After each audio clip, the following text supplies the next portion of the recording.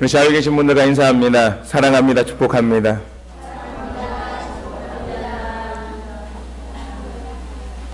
옆자리에 계신 분이 별로 마음에 안 드십니까? 인상을 쓰면서 다시 한번 합니다. 사랑합니다. 축복합니다.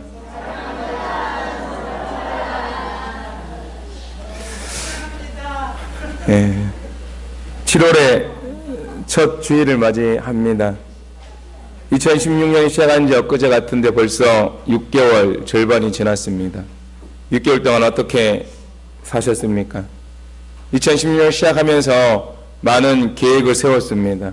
하나님 앞에 많은 기도 제목을 드리고 결단했는데 얼마나 많이 지키셨습니까? 2016년 시작하면서 여러분들이 올린 기도 제목 중에 가장 많은 기도 제목이 바로 교회의 부흥이었는데 교회의 부흥을 놓고 기도하고 계십니까? 2016년 좀 더 깨어서 기도하자라고, 그래서 기도 11조 하자라고 그랬는데 벌써 반년이 지났습니다. 기도 11조 잘 들으셨습니까? 아니면 기도 11조를 떼먹고 계십니까? 기도도 내가 해야 되고, 전도도 내가 해야 되고, 봉사도 내가 해야 되고, 섬김도 내가 해야 되는데 그렇게 하고 있습니까? 그러나 그 모든 지난 일들은 잊어버립시다. 그리고 사도 바울의 고백처럼 살기를 원합니다. 빌립보서 3장 13절 14절에 이렇게 얘기를 합니다. 형제들아, 나는 아직 내가 잡은 줄로 여기지 아니하고 오직 한 일, 즉 뒤에 있는 것은 잊어버리고 앞에 있는 것을 잡으려고 표대를 향하여 그리스도 예수 안에서 하나님이 위에서 부르신 부름의 상을 위하여 달려가노라 라고. 지난 6개월 동안 지키지 못한 하나님과의 약속, 남은 6개월 동안 최선을 다해서 지키시기를 주님의 이름으로 축원합니다. 또한 오늘 우리는 맥주 감사주일로 지킵니다. 한 해의 절반을 지켜주신 하나님을 기억하며 더 감사하는 삶을 살기를 소망을 해봅니다. 진실로 지금까지 지켜주신 하나님의 은혜에 감사하고 남아있는 6개월 하나님께서 예비하신 하나님의 복을 누리고자 거룩한 성전을 찾아서 예배하고 결단하시는 성도 여러분 모두에게 우리 주 하나님의 크신 사랑이 더 충만히 임하시기를 주님의 이름으로 축원합니다. 매일 매 순간 여러분 어떻게 하나님께 감사하는 삶을 살고 계십니까? 내 입술에서 감사가 넘쳐나고 있습니까? 오늘 우리 성가대가 찬양을 했죠. 날 구원하신 주 감사해서 다 감사하는데 여러분들 감사하는 삶을 감사하는 삶을 살고 계십니까? 내 입술에서 감사가 끊이지 않습니까? 아니면 내 입술에서 불평이 넘쳐나고 있습니까? 한번 조용히 생각해 보시길 바랍니다. 난 6개월 동안 어떻게 살아왔는가? 감사를 많이 했는지, 불평을 많이 했는지. 우리가 알고 있는 전래동화 중에 토끼의 재판이라는 이야기가 있습니다. 아마 한 번쯤은 들어보셨으리라고 생각이 됩니다. 그래도 다 아는 이야기지만 한번 들어보시길 바랍니다. 제가 이야기를 잘하는 재주가 없어서 영상으로 준비를 했습니다. 한 나그네가 산길을 가고 있었어.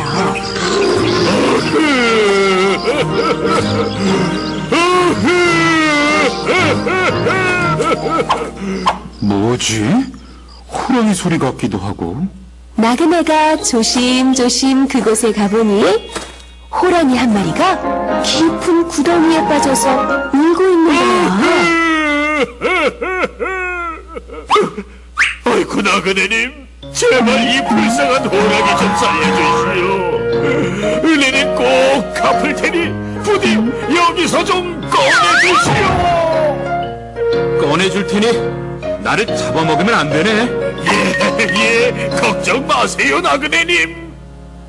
나그네는 그 말을 믿고 긴 나무를 내려주어 호랑이를 구해줬어.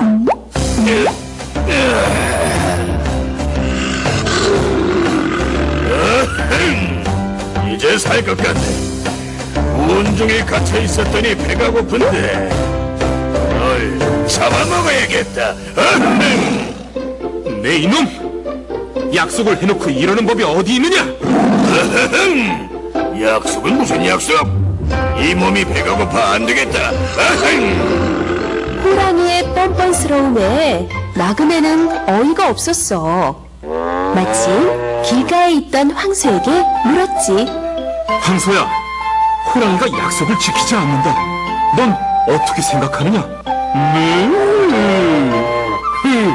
약속은 무슨 약속? 사람들은 우리 젖도 짜가고 우리를 죽여 고기를 먹으니 믿을 수 없어. 소나무야, 호랑이가 약속을 지키지 않으니 잘못한 것 아니냐? 사람들은 우리를 잘라 집이랑 가구를 만들고 마구 괴롭히니 지키지 않아도 돼. 그때 토끼 한 마리가 깡충거리며 길을 가고 있었어. 토끼야, 잠깐 내 말을 좀 들어보렴. 함정에 빠진 호랑이를 구해줬더니 나를 잡아먹으려 하는구나. 너는 어떻게 생각하느냐? 토끼는 고개를 갸웃거리며 물었어. 이해가 잘 안 가네요. 호랑이 놈은 어디에 있었다고요? 이거 참, 몇 번을 얘기해? 그러니까 내가 원래 여기에 쏙 빠져서. 호랑이는 이렇게 말하면서 훌쩍 뛰어서 구덩이 속으로 쏙 들어갔어. 나그네님, 어서 가던 길 가세요. 그리고 앞으로는 절대 위험한 약속은 하지 마세요. 토끼야, 고맙다. 나그네는 토끼에게 고맙다고 인사한 뒤 가던 길을 마저 갔어.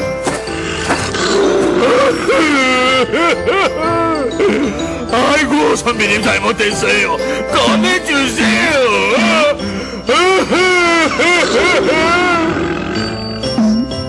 네. 제 설교보다 더 재밌죠? 여러분 어떻습니까? 이 이야기를 보면서 여러분은 어떤 생각하셨습니까?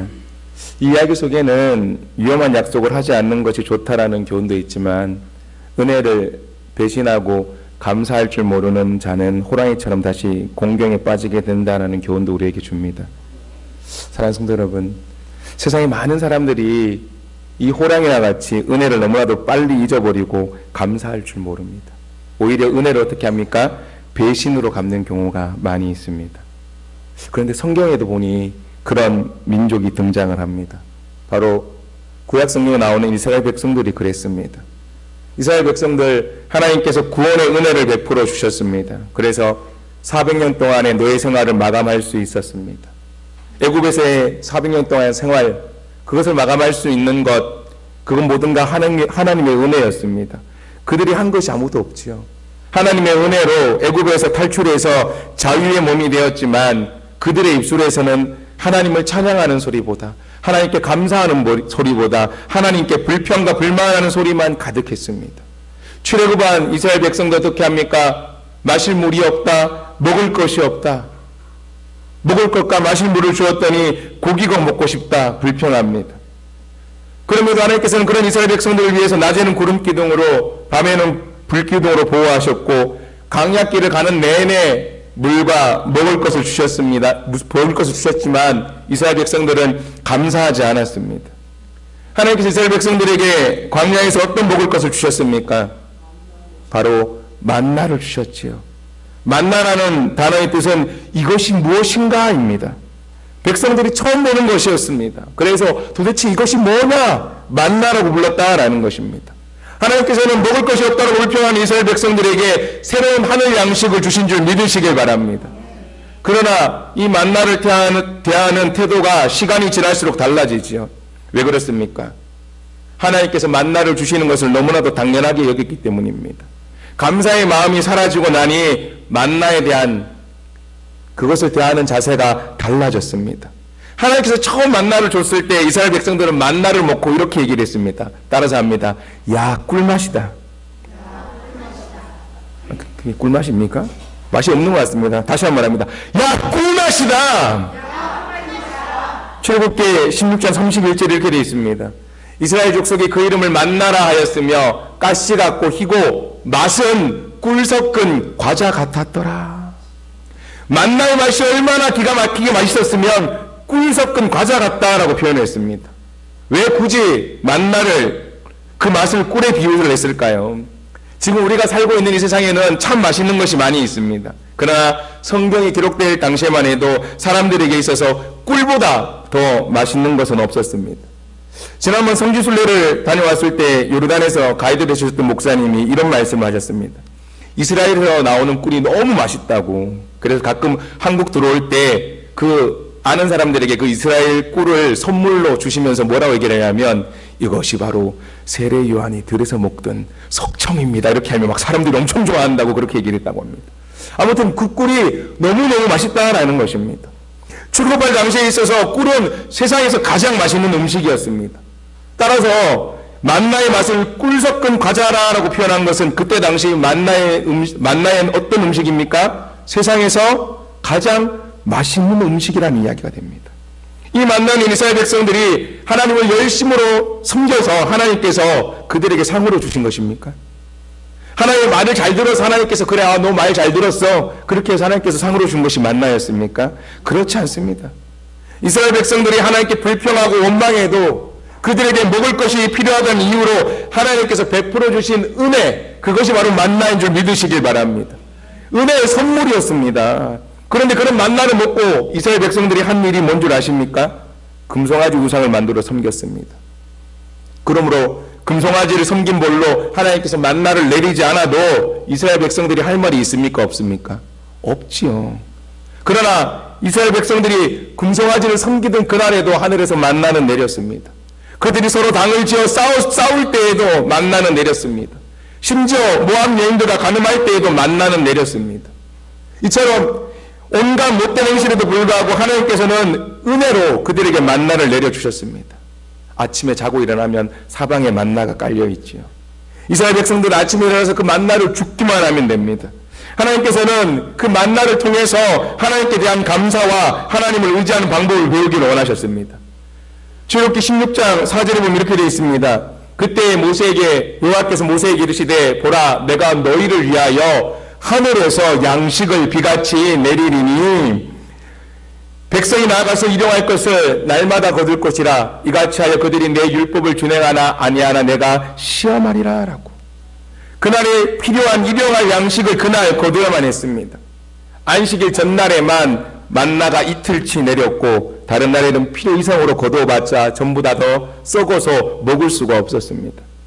결국 만나를 통해서 이스라엘 백성들이 하루하루의 삶을 하나님께 의지하는 법을 배우기를 원하셨습니다. 많이 거두어봤자 소용이 없구나. 안식일에는 그릇을 들고 나가봤자 만나가 내리지 않는구나. 말씀대로 살아야겠구나. 그 모든 것을 가르쳐 주시는 것이 바로 하나님께서 은혜로 내려주신 만나였습니다. 그러므로 그 만나를 먹고 나서 오늘 배부르네. 한 끼 잘 먹었다. 이것이 아니라 어떻습니까? 하나님께서 은혜로 내려주셔서 내가 오늘 살아갈 수 있구나. 그것을 깨닫고 감사해야만 했습니다. 그러나 이스라엘 백성들은 어떻습니까? 감사하지 않았습니다. 민수기 11장 6절에서 8절에 이렇게 되어 있습니다. 이제는 우리의 기력이 다하여 만나 외에는 보이는 것이 아무것도 없도다 하니 만나는 가시와 같고 모양은 진주와 같은 것이라. 백성이 두루다니며 그것을 거두어 맷돌에 갈기도 하며 절구에 찍기도 하고 가마에 삶기도 하여 과자를 만들었으니 그 맛이 기름 섞은 과자 맛 같았더라. 처음 만나를 먹었을 때 그 맛이 어땠습니까? 꿀맛이었습니다. 꿀맛이었다라는 것입니다. 그런데 그 만나의 맛이 이제 어떻습니까? 기름 섞은 과자 같다라고 얘기를 합니다. 만나를 맛있게 먹기 위해서 맷돌에 갈기도 하고 절구에 찍기도 했는데 가마에 넣어서 삶기도 했는데 그럼에도 불구하고 어떻습니까? 만나는 처음 먹었던 것처럼 꿀맛이 아니었습니다. 왜 그랬습니까? 만나의 맛이 변했습니까? 아니라는 것이죠. 만나의 맛이 변한 것이 아니라 백성의 입맛이 변했기 때문입니다. 처음에 분명히 꿀맛 같은 그런 것이었습니다. 먹을 것이 너무너무 귀했습니다. 광야에 나오니 마실 물도 없고 먹을 것도 없었습니다. 너무너무 배고픈데 하나님께서 양식을 빛처럼 내려주셨습니다. 그래서 그것을 먹었을 때 얼마나 맛있는지 감격할 수밖에 없었죠. 너무나도 꿀맛이었습니다. 하지만 어떻습니까? 매일 먹다 보니 광야에서 먹을 수 있다는 것을 너무나 당연하게 여겼고 그로 인해서 마땅히 나와야 될 감사 대신에 불평과 불만이 가득하게 되었습니다. 그래서 꿀맛이 아니라 어떻습니까? 기름 섞은 과자 맛이 되고 말았습니다. 쉽게 예를 들어서 이렇습니다. 누구를 해야 되나 또 시험에 드실까봐 우리 배동철 집사님, 배동철 집사님이 보증을 잘못 써서 하루 아침에 쫄딱 망했습니다. 그래서 맨날 굶습니다. 먹을 게 없습니다. 매일매일 굶다가 어떻습니까? 저처럼 마음씨 좋은 사람을 만나서 우리 집사님에게 제가 매일매일 따뜻한 흰쌀밥을 지어줍니다. 한 열흘을 굶었습니다. 아무것도 못 먹고 딱 열흘 굶고 제가 따뜻한 흰밥을 딱 지어서 집사님 주면 그 맛이 어떻겠습니까? 꿀맛이죠. 그죠? 꿀맛입니다. 그런데 어떻습니까? 처음에 꿀맛으로 맛있게 먹었습니다. 아우, 참 목사님 감사합니다. 내가 밥도 못 먹었는데 이렇게 따뜻한 밥을 주셔서 막 감사했는데 어떻게 합니까? 제가 계속해서 매일마다 따뜻한 흰밥을 지어줍니다. 그랬더니 어떻게 합니까? 또 흰밥이야. 흰밥 좀 그만 줬으면 좋겠네. 이 생각이 든다라는 겁니다. 뭐가 생각납니까? 생선도 생각이 나고 고기도 생각이 납니다. 그러니 밥이 맛이 있습니까? 없습니까? 없습니다. 그것으로 떡을 해도 맛이 없습니다. 왜 그렇습니까? 따뜻한 흰쌀밥을 먹는 것을 당연하게 생각하게 되었기 때문이죠. 그러나 한번 생각해 보시기 바랍니다. 자, 집사님이 망했습니다. 지금 집사님으로 밥을 먹는 겁니까? 아니죠. 그럼에도 불구하고 어떻게 합니까? 원망하고 불평하고 감사하지 못합니다. 예전에 우리나라에 보릿고개라는 것이 있었습니다. 물론 저도 보릿고개를 경험한 서진은 아니죠. 서진아, 보릿고개가 뭐야? 그래도 아니까 다행입니다. 먹을 거 없는 거. 요즘 아이들 어떻게 합니까? 보릿고개가 뭐냐고 물으면 어느 동네 이름이냐고 그렇게 얘기를 합니다. 그 시절에 먹을 것이 없어서 굶었다고 얘기를 하면 뭐라고 합니까? 라면을 끓여 먹든지 짜장면을 시켜 먹으면 되지 왜 굶었냐고 그렇게 얘기를 하죠. 그러나 그때 고생하신 분들은 너무나 잘 알고 계실 겁니다. 혹독한 겨울이 지나고 늦봄이 되면 먹을 양식이 거의 바닥에 나죠. 고생하다가 이른 여름에 보리를 추수해서 쌓아놓으면 한숨 돌리게 됩니다. 그런데 오늘은 어떻습니까? 먹을 것이 넘쳐나죠. 음식물 쓰레기라는 말이 생겼습니다. 예전에 흰쌀밥 먹는 것이 최고였죠. 저는 모릅니다. 저희 아버지 세대는 아시죠? 아버지 밥상에 흰쌀밥 저거 한 숟갈만 남으면 그게 얼마나 좋은지 그랬다라는 것이죠. 지금 어떻습니까? 밥공기도 어떻습니까? 우리 맨날 최건사님 얘기를 하죠. 밥공기 지금 밥공기보다 한 2배는 됐고 어떻게 합니까? 밥도 이만큼 쌓아놓으면 그거 꾹꾹 눌러서 한 5숟갈이면 다 드셨다고 그렇게 얘기를 합니다. 그만큼 어떻습니까? 밥이 귀했던 시절이죠. 밥만 먹을 수 있어도 감사했습니다. 하지만 오늘은 어떻습니까? 예전보다 먹을 것이 더 넘쳐납니다. 먹을 것이 차고 넘치지만 먹는 것에 대해서 감사합니까? 감사하지 않습니까? 감사하지 않는 것이 오늘 우리의 모습입니다. 그런데 이스라엘 백성들도 이와 동일했습니다. 아침에도 만나, 점심에도 만나, 저녁에도 만나, 구워도 만나, 삶아도 만나, 쪄도 만나, 지져도 만나, 볶아도 만나. 매일 만나만 먹고 어떻게 사느냐고 불평을 합니다. 애굽에 있을 때는 생선도 먹고 참외도 먹고 수박도 먹고 부추도 먹고 파도 먹고 마늘도 먹었는데 하나님의 은혜로 이제 출애굽을 한 이후에 홍해를 건너는 순간 하나님께서 우리들에게 햄버거도 주시고 피자도 주시고 삼겹살도 주시고 안심 스테이크 같은 것도 먹을 줄 알았는데 그들의 삶이 그렇지 않았다라는 것이죠. 뭐밖에 없었습니까? 만나밖에 없었습니다. 사랑하는 성도 여러분, 신앙생활이 바로 이런 겁니다. 신앙생활은 하나님의 도우심을 세상적인 또는 인간적인 눈을 가지고 판단하면 큰 오해를 살 뿐입니다. 내가 하나님의 향한 믿음의 오해가 생기면 어떻게 합니까? 애굽에서 나와 약속의 땅으로 가고 있다는 사실에 대한 감사가 없어지게 됩니다. 약속의 땅 가나안에 가까워지고 있다는 소망이 없어지게 된다는 것이죠. 그러면 어떻게 됩니까? 오늘 우리가 이렇게 얘기합니다. 내가 죽도록 교회에 다니면서 충성했는데 하나님 도대체 나한테 해준 것이 뭐가 있습니까? 라는 그런 불평밖에 나올 수가 없습니다. 민수기 21장 5절 6절에 이렇게 되어 있습니다. 백성이 하나님과 모세를 향해서 원망하되, 잘 보십시오. 백성이 누굽니까? 하나님과 모세를 향해서 원망하되 어찌하여 우리를 애굽에서 인도해 내어 이 광야에서 죽게 하는가? 이곳에는 먹을 것도 없고 물도 없도다. 우리 마음이 이 하찮은 음식을 싫어하노라 하매 하나님께서 여호와께서 불뱀을 백성 중에 보내어 백성을 물게 하심으로 이스라엘 백성 중에 죽은 자가 많은지라. 결국 이스라엘 불평이 어떻게 변합니까? 만나의 맛을 뭐라고 얘기를 하고 있습니까? 맨 처음에는 꿀맛이었습니다. 그 다음에는 기름 섞은 과자 맛이었습니다. 그리고 결론은 뭐가 되었습니까? 하찮은 음식이 되고 말았습니다. 하나님께서 하늘에서 내려주신 하나님의 양식을 모독하고 말았습니다. 그들이 얘기를 합니다. 이곳에서 먹을 것도 없고라고 얘기를 합니다. 이제 더 이상 만나는 어떤 음식입니까? 사람이 먹을 음식이 아니다라고 얘기를 하고 있습니다. 그러면서 하는 말이 어찌하여서 우리를 애굽에서 인도에서 이 광야에서 죽게 하는가라고 불평하고 있습니다. 그들이 하는 불평은 어떻습니까? 마치 당장 굶어 죽게 된 형편에 처한 사람 말처럼 같습니다. 그런데 이스라엘 백성이 처한 상황 그런 상황이 아니었습니다. 한 손에 뭘 들고 있습니까? 만나를 들고 있습니다. 그 만나를 들고 그 만나를 자기 입에 넣으면서도 뭐라고 얘기하고 있습니까? 먹을 것이 없다라고 불평을 합니다. 왜 그렇습니까? 지금 그들에게 먹을 것이 없습니까? 그렇지 않지요. 먹을 것이 있습니다. 하나님께 주신 만나도 있었고 메추라기도 있었습니다. 그럼에도 불구하고 그들은 먹을 것이 없다라고 불평합니다. 무슨 이야기입니까? 하나님께서 허락하지 않는 먹을 것이 없다라는 말입니다. 예전에 애굽에 살 때 죄와 함께 먹던 것이 없다라고 불평을 합니다. 쉽게 말해서 이런 얘기입니다. 괜히 내가 쓸데없이 교회 다니는 바람에 술도 못 마시고 담배도 못 풀게 되었다라고 그렇게 불평하는 것과 동일합니다. 물도 마찬가지입니다. 반성을 치면 나오는 것은 물인데 오늘 물이 없다라고, 하나님께 간구하지 않아도 목이 마를 때면 마실 수 있는 물이 없다라고, 쉽게 말해서 하나님께서 주시는 것 말고 세상이 주는 것을 먹고 마시고 싶다라고 이야기를 합니다. 하나님께서 은혜로 공급해 주시고 보호해 주시고 위험에서 건져 주시고 먹을 것을 주셔서 하나님을 찬양해야 되고 하나님께 감사해야 되고 하나님께 영광 돌리는 삶을 살아가야 되는데 그들은 어떻게 합니까? 투덜대고 불평했다라는 것입니다. 결국 이 일로 인해서 이스라엘 백성들은 하나님께서 예비하신 가장 좋은 것들을 모두 다 잃어버리게 되었습니다. 사랑하는 성도 여러분, 감사는 믿음으로 충만한 사람에게서 나오는 열매입니다. 따라서 합니다. 감사는 믿음에서 나오는 열매다.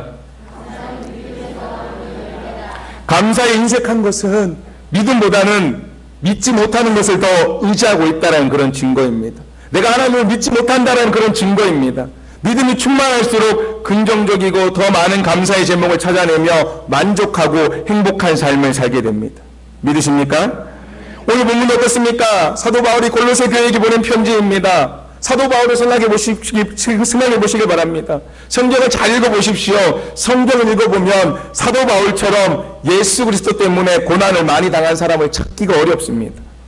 그가 뭐라고 고백을 합니까? 고린도후서 11장 23절에서 24절까지 길게 고백하지요. 그들이 그리스도의 일꾼이냐 정신없는 말을 하거니와 나는 더욱 그러하다. 내가 수고를 넘치도록 하고 옥에 갇히기도 더 많이 하고 몇도 수없이 맞고 여러 번 죽을 뻔하였으니 유대인들에게 40에 하나 감한 매를 5번 맞았으며 3번 태장으로 맞고 1번 돌로 맞고 3번 파손하고 일주야를 깊은 바다에서 지냈으며 여러 번 여행하면서 강의 위험과 강도의 위험과 동족의 위험과 이방인의 위험과 시내의 위험과 광야의 위험과 바다의 위험과 거짓 형제 중의 위험을 당하고 또 수고하며 애쓰고 여러 번 자지 못하고 줄이며 목마르고 여러 번 굶고 춥고 헐벗었노라 라고. 사도 바울의 삶이 그랬습니다. 예수 그리스도를 믿고 난 다음에 삶이 이와 같이 고난의 연속이었습니다. 그런데 어떻습니까? 고난의 가운데에서도 사도 바울은 감사한 삶을 산 줄 믿으시길 바랍니다. 그의 삶 자체가 감사였습니다. 사나 죽으나 주의 것이다라고 늘 감사하며 살아갔습니다. 예수 그리스도를 위해서 복음을 전하다가 감옥에 들어가도 하나님을 원망한 것이 아니라 어떻게 합니까? 감사함으로 하나님을 찬양했습니다. 그래서 사도 바울이 초대교회에 보낸 편지들마다 감사에 대해서 가르치지요.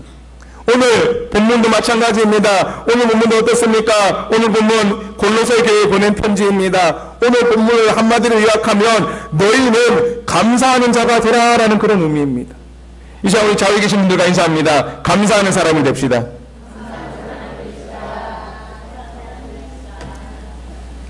진실로 여러분들이 이 시간 고백했듯이 하나님께 항상 감사하는 사람으로 살아가시기를 주님의 이름으로 축원합니다. 그럼 우리가 어떻게 해야 감사하는 자가 될 수 있습니까? 가장 먼저 감사하는 마음을 품으십시오. 따라서 합니다. 감사하는 마음을 품자.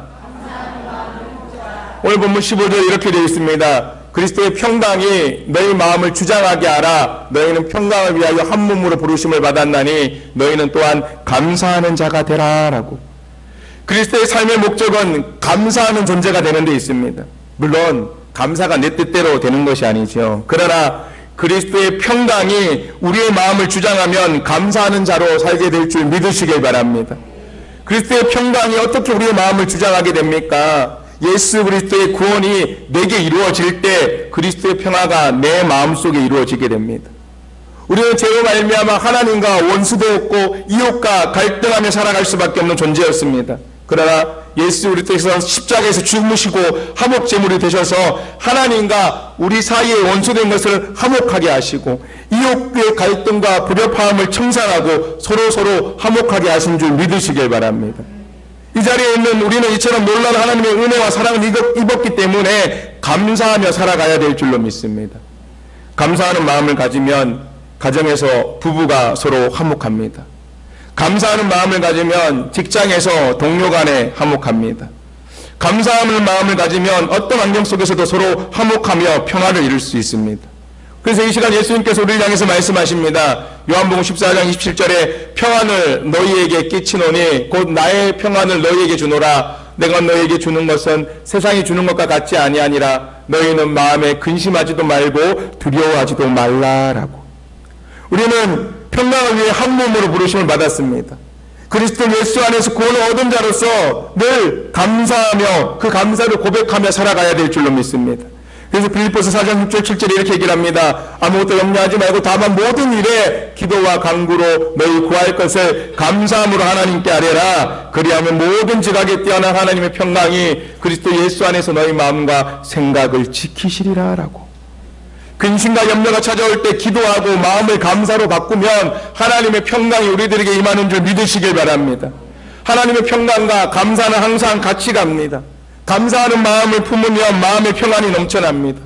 예수님이 주시는 평강으로 마음을 가득 채우면 감사가 넘쳐나게 됩니다. 감사에는 두 가지가 있죠. 하나는 뭡니까? 상대적인 감사이고 또 하나는 절대적인 감사입니다. 상대적인 감사는 환경과 조건의 영향을 받습니다. 기분이 좋으면 감사하고 기분이 나쁘면 불평합니다. 잘 되면 감사하고 잘 되지 않으면 불평합니다. 자기 뜻대로 되면 감사하고 자기 뜻대로 안 되면 불평합니다. 그러나 절대적인 감사는 환경과 조건의 영향을 받지 않습니다. 하나님의 은혜가 임함으로 어떤 환경과 어떤 형편에서든지 감사하지요. 하박국 선지자의 고백이 바로 그런 절대 감사입니다. 하박국 3장 17절 18절이 뭐라고 고백을 하고 있습니까? 비록 무화과 나무가 무성하지 못하며 포도나무에 열매가 없으며 감람나무에 소출이 없으며 밭에 먹을 것이 없으며 우리의 양이 없으며 외양간에 소가 없을지라도 나는 여호와로 말미암아 즐거워하며 나의 구원의 하나님으로 말미암아 기뻐하리로다라고. 그러므로 감사하는 자가 되기 위해서는 먼저 우리의 마음을 청소해야 됩니다. 사단이 우리들의 마음속에 뿌려놓은 불평과 원망과 근심과 염려의 잡초를 뽑아버리고 그리스도의 평강이 여러분의 마음을 주장하게 만들어야 됩니다. 우리는 평강을 위해서 부르심을 받았습니다. 평강의 지배를 받고 평강을 누리도록 하나님께서 우리를 구원하셔서 부르셨습니다. 그러니 불안해하거나 두려워하지 마십시오. 그것은 사단이 주는 것입니다. 마음속으로 하나님께 받은 은혜를 묵상하며 감사가 넘쳐나게 하십시오. 은혜 받은 것이 잘 생각나지 않으면 내가 구원받은 것, 내 죄가 사함받은 것, 영원한 천국 백성이 된 것을 묵상하십시오. 그러면 감사와 감격이 넘쳐나게 될 줄로 믿습니다. 이처럼 감사하는 마음을 품으시는 사람들이 되시기를 주님의 이름으로 축원합니다. 그 다음은 어떻게 됩니까? 감사하기 위해서는 감사의 예배를 드려야 됩니다. 따라서 합니다. 감사의 예배를 드리자. 오늘 본문 16절에 이렇게 되어 있습니다. 그리스도의 말씀이 너희 속에 풍성히 거하여 모든 지혜로 피차 가르치며 겸면하고 시와 찬송과 신령한 노래를 부르며 감사하는 마음으로 하나님을 찬양하고 라고. 예배는 하나님의 말씀을 감사함으로 받고 시와 찬송과 신령한 노래를 감사함으로 찬양하는 것입니다. 우리가 하나님의 말씀을 감사로 받을 때 그 말씀이 내 속에 풍성히 가게 됩니다. 하나님 앞에 감사한 마음을 담아서 물질을 드릴 때 하나님께서 받으시는 예물이 됩니다. 하나님 앞에 감사로 노래를 부를 때 영감이 있는 찬송이 됩니다. 수도원과 감옥에 공통점이 있죠. 뭐가 공통점입니까? 외부와 차단되어 있다는 것입니다. 한번 들어가면 나오기가 어렵습니다. 그런데 수도원은 하나님의 말씀이 있고 감사가 있고 찬송이 있기에 천국이요, 감옥은 불평과 불만과 원망과 탄식과 후회가 있기에 지옥이다라는 것입니다. 우리가 똑같은 가정에 살지만 불평하고 불만하고 탄식하고 원망하는 가족은 지옥과 같은 가정이 되고 감사와 찬송과 하나님의 말씀이 풍성하면 천국이 됩니다. 여러분의 가정은 어떻습니까? 여러분의 가정은 천국입니까? 지옥입니까? 초막이나 궁궐이나 내 주 예수 모신 것이 하늘나라인 줄 믿으시길 바랍니다. 그러면 우리가 매주 하나님 앞에 나와서 예배를 드릴 때마다 감사함으로 인해 감옥과 같은 심령을 천국으로 바꾸시기를 주님의 이름으로 축원합니다. 마지막으로 필요한 것이 뭡니까? 감사하는 삶을 사십시오. 따라서 합니다. 감사하는 삶을 살자. 오늘 본문 17절에 이렇게 되어 있습니다. 또 무엇을 하든지 말에나 일에나 다 주 예수의 이름으로 하고 그를 힘입어 하나님 아버지께 감사하라라고. 이 말씀은 삶 속에서 감사하라는 의미입니다. 사람들을 만날 때마다, 일할 때마다, 말할 때마다 감사를 앞세우라라는 그런 말씀입니다. 상대방에게 무엇인가 은혜를 받았을 때 감사하시기 바랍니다. 이 자리에 다시 한번 우리 좌우에 계신 분들과 인사할까요? 내 옆에 앉아주셔서 감사합니다.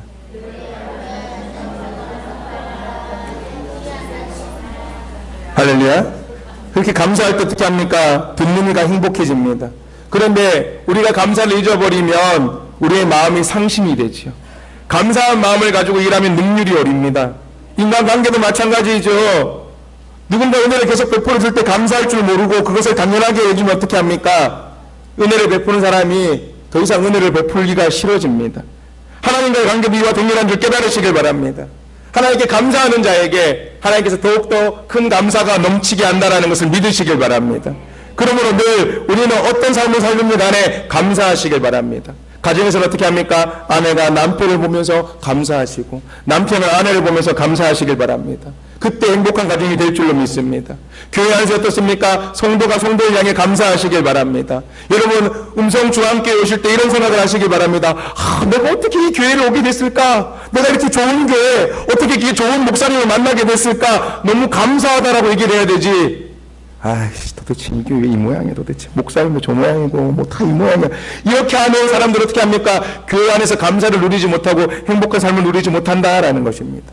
그러므로 언제든지 내 말, 내 삶, 무엇을 하든지 간에 감사할 때 하나님께서 하늘의 은혜를 더 많이 부어주실 줄로 믿습니다.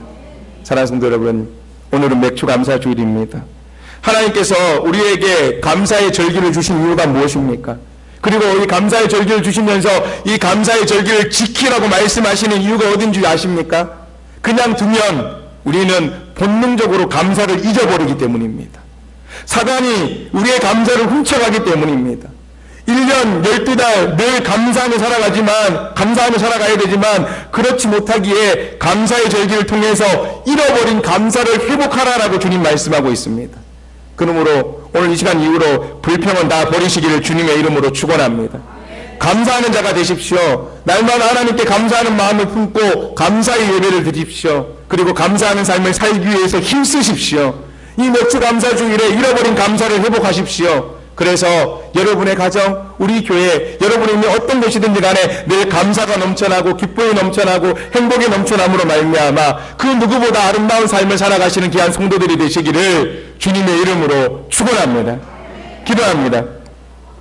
참 좋으신 하나님 감사를 드립니다. 하나님 맥주 감사 주일을 맞이하여 저희들 진실로 하나님 앞에 감사하는 삶을 살아가기를 원합니다. 감사할 것이 너무나도 많이 있는데 저희들 얼마나 감사하며 살아가고 있습니까? 오히려 더 많이 불평하고 살아가고 있지는 않습니까? 진실로 저희들이 감사하는 삶을 살아갈 수 있도록 주님 감사의 마음을 품게 하여 주시옵소서. 또한 저희들 감사의 예배를 드릴 수 있도록 하여 주시옵시고 감사하는 삶을 살아갈 수 있도록 성령께서 친히 도와주시옵소서. 우리들의 힘과 우리들의 능력으로 될 수가 없습니다. 하나님의 능력을 의지하오니 주여 함께 하여 주시옵시고 감사로 말미암아 더 큰 기쁨을 누리며 살아갈 수 있는 저희 모두가 다 되게 하여 주시옵시고 잃어버린 감사를 회복하고 하나님께 감사함으로 말미암아 하나님께서 채워주시는 더 큰 감사의 열매를 받아 누릴 수 있는 저희 모두가 되게 하여 주시옵소서. 예수님의 이름으로 기도드립니다. 아멘. 우리 이 시간 예수 그리스도의 분부와 교회의 전통에 따라서 성찬을 행하려고 합니다.